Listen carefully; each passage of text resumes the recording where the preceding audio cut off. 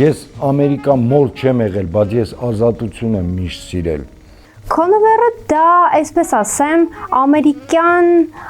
փափուկ ուժի մշակութային ձայնն էր, կարելի ասել։ Բայց ինչու նրա մասին շատ քչերը գիտեին Ամերիկան։ Այ հենց այդ Մոնտի եւ Սմիթի օրենքն էր պատճառը,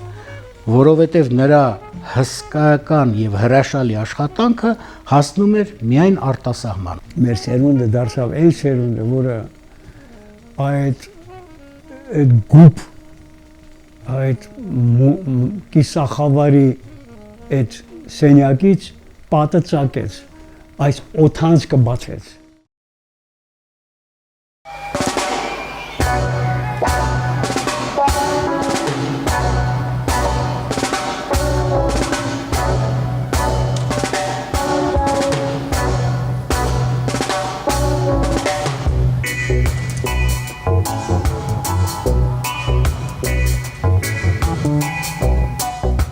From Stettin in the Baltic to Trieste in the Adriatic. Բալտիկ ծովից չեցին քաղաքից մինչև Ադրիատիկ ծովի Տրիեստ ամբողջ մայրցամաքով մեկ իջել է երկաթե վարակույր։ Of the ancient states of Central and Eastern Europe.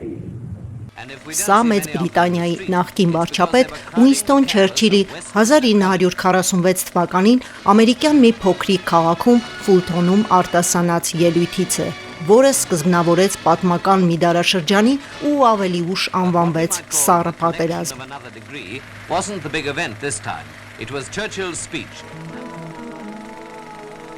Երկաթե վարակույրը Եվրոպայի քաղաքական բաժանման խորհրդանիշն է, որն աշխարհը բաժանեց երկու հիմնական ճամբարի՝ արևմտյան դեմոկրատական ԱՄՆ-ի գլխավորությամբ եւ սովետների առաջնորդած արևելյան կոմունիստական երկրների։ Այս վարակույրը ոչ միայն ֆիզիկական, այլև գաղափարական ու քաղաքական սահման էր, որը խոչընդոտում էր արևելքի ու արևմուտքի միջև մարդկանց ու տեղեկատվության ազատությանը։ Ինչ էր տեղի ունենում երկաթե վարակույրից այս կողմ։ Այստեղ ազատության տեն չկար։ Հասկանում եք։ Դրա համար էին հավաքվում Պապլավոկում, Սկվազնիաչոկում եւ Կազիրյոկում։ Դա կենտրոնն էր, կենտրոնն ասենք ազատ միտք փոխանակելու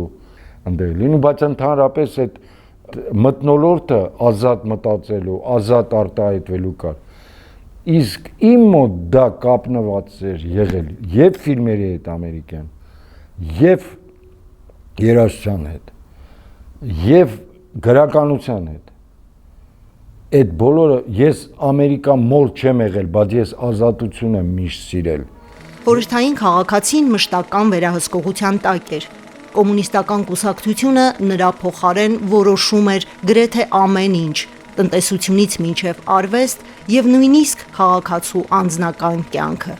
Մամուլն ու կրթական հաստատությունները մշտապես քարոզում էին կոմունիստական գաղափարները։ Այստեղ մարդիկ հիմնականում ապրում էին երկակի կյանքով։ Մեկը հանրային պետական նորմերին համապատասխան, մյուսն անձնական, որտեղ նրանց իսկական մտքերն ու զգացմունքներն էին։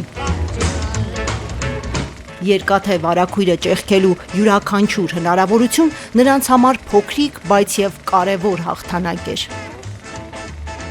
Այն սովետի այն բորբոսնած իրականության մեջ կիսախավարը, այսպես չեմ չափազանցնում։ Հոգեբանական ծանր է, վիճակ էր, էլի հավատ չկար, բան չկար, այնպես էլի ապրում էինք էլի, հա։ Ինչ որ իմաստով սոցիալական ինչ որ բաներ կային դրական, բայց դա չի ծածկում մարդու էությունը, հոգու պահանջը եւ այլն։ Չէ։ Ուրեմն մեր սերունդը դարձավ այն սերունդը, որը այդ գուփ այդ կիսախավարի այդ սենյակից պատը ծակեց, այս օթանցքը բացեց։ Դրսի լույսն ու արևը ներս մտավ։ Ես դա պատկերավոր ասած, էլի։ Այդ մենք բացեցինք։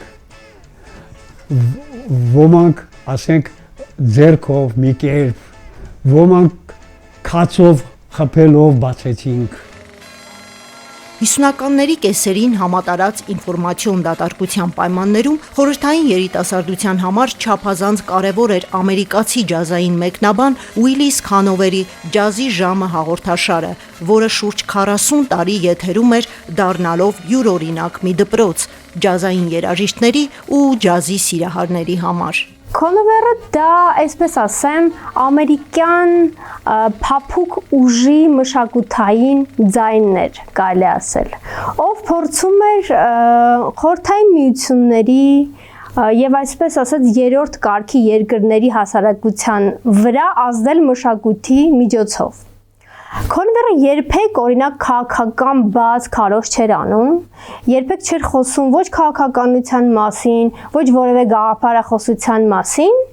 բայց այսպես ասած սիրուն երաժշտական ջազային ձայնով փորձում էր ասոցացնել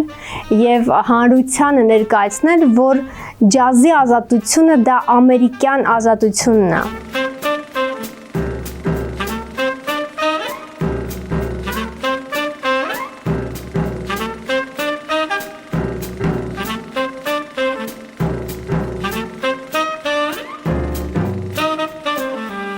Միայն ինտերնետի ժամանակ ես կարողացա ինչ-որ տեղ տեսնել այդ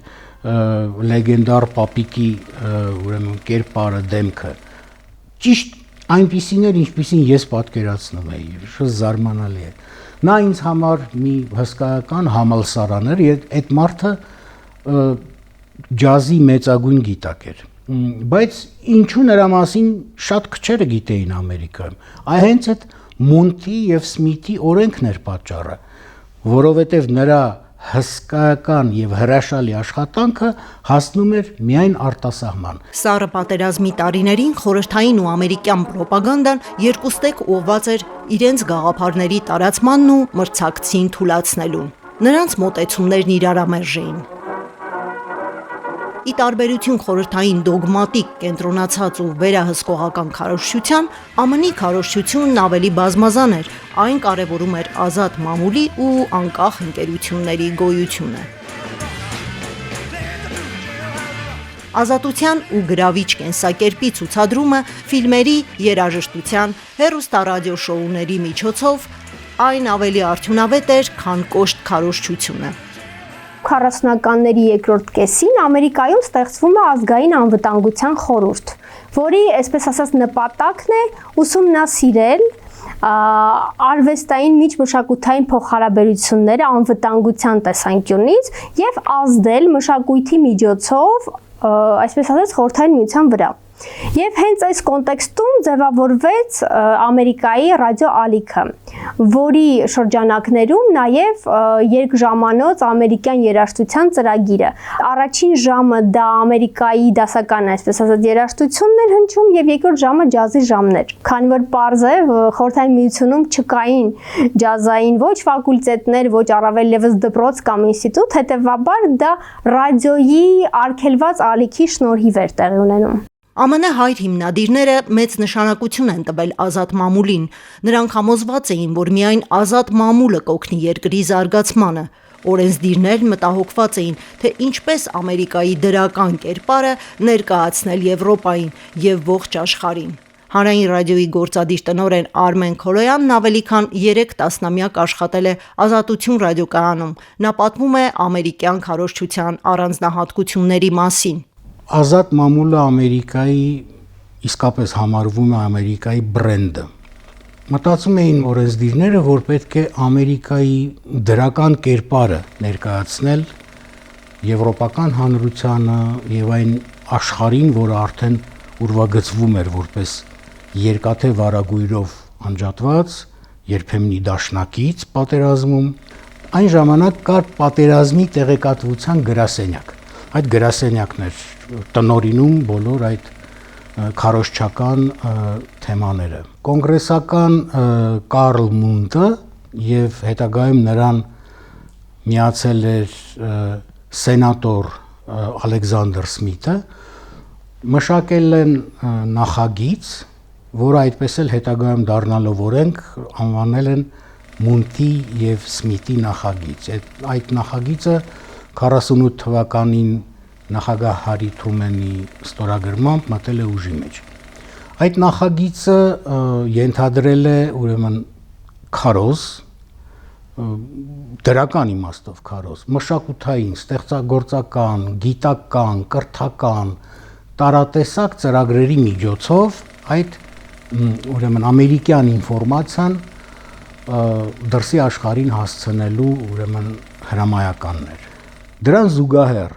ամերիկացի օրենսդիրները մտահոգվել են, մենք գիտենք, թե ինչ սարսափելի դեր է կատարել Գեբելսյան պրոպագանդան, հիտլերյան պրոպագանդան հենց Եվրոպայում արդյունքում տասնյակ միլիոնավոր գերմանացիներ դարձել են պարզապես այդ ֆաշիստական գաղափարախոսության գերիները եւ անկեղծ հավատացել են դրան։ Այլ ինչ անել, որ պետական պրոպագանդա դա չլինի ամերիկացիների համար։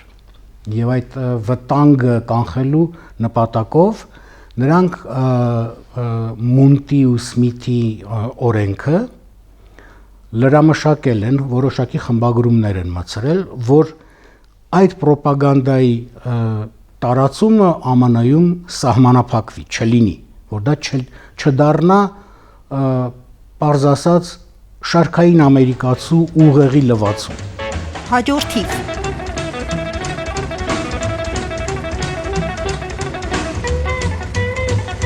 Ինչ որ մի կայան էր, ռադիոկայան էր, կես ժամ Bill Haley and his comments, դա Bill Haley-ին 52 թվականին